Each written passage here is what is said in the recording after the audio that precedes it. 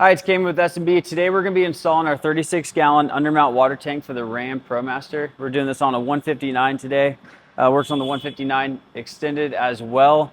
We'll get right into the install. We have this up on a jack. Install can be done on the ground as well, but for videoing purposes, makes it a whole lot easier to do it on the lift. So we have the tank underneath the van right now. Before we actually mount the tank, we're going to need to get our plus nuts installed.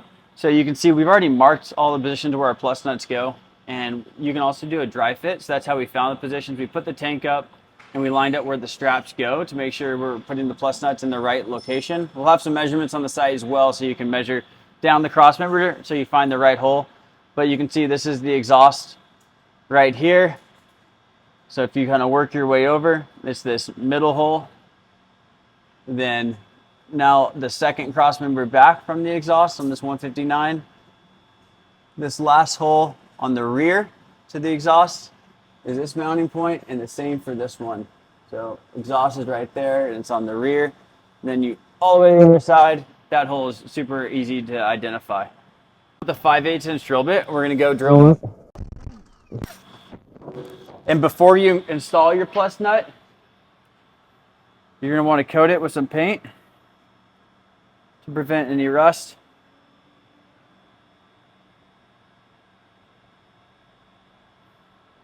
So you'll do this for all the locations. You'll notice it's a tad bit loose, but these plus nuts spread open so big that there's a ton of grip all the way around. Now we're going to install our plus nuts. And so you can see here, you got your longer bolt, your plus nut activation tool, and your plus nut. You can get them threaded tight here. Locate your wrench. Then it's an 18 mil, and we'll crank down on this.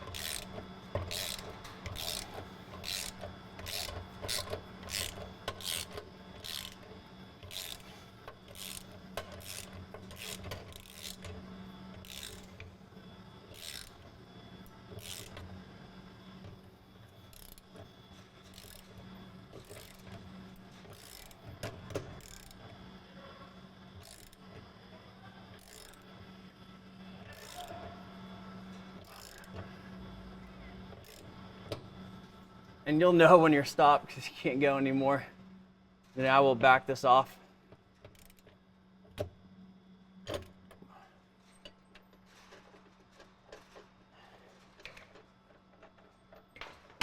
You'll see the plus nut got perfectly activated there. Now we're showing you guys how to do the install today. We're not setting it up with the vent or the level sensor on the top, but now would be the time to screw in your level sensor and put in your vent. And now we're going to be going up with the tank, get it into place, and we'll get it strapped into.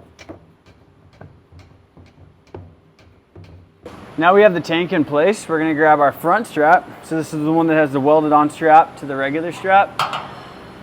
And we will get this mocked up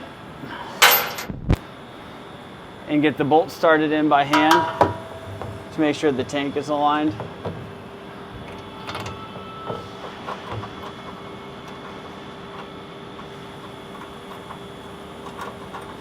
Now we'll get these straps tightened up.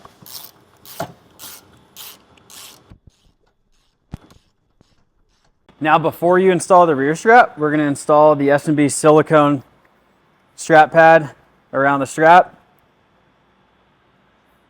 It acts as a cushion around the tank, and it also prevents the tank from sliding to the rear.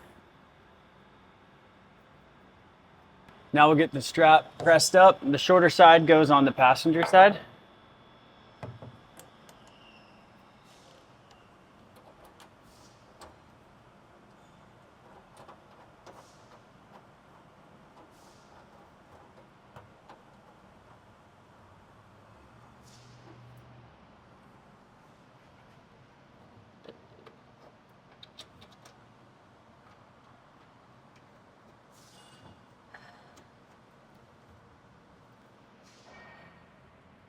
Now we'll get these tightened up.